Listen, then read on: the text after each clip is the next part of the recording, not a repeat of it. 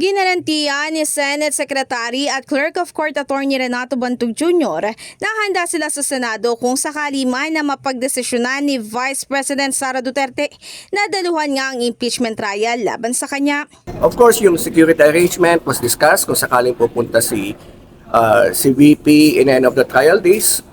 Sabi ko, we're always ready to coordinate, no? Basta prepared lang, such that if any decision is made for the Vice President to come in, both parties will be ready.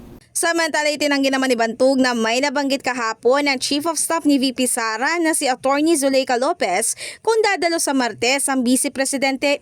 Iginit din niya na walang indikasyon sa posibleng pagpunta ni VP Sara, bagamat nakiusap na sila na sabihan sila agad kung pupunta ito upang makapaghanda sila.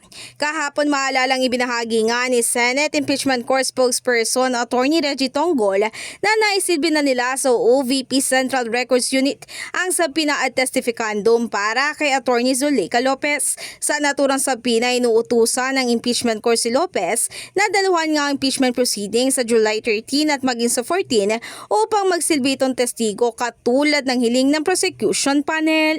In the heart of changing lives, ako si Brigada Ann Cortas ng 105.1 Brigada News FM Manila, the Music News Authority.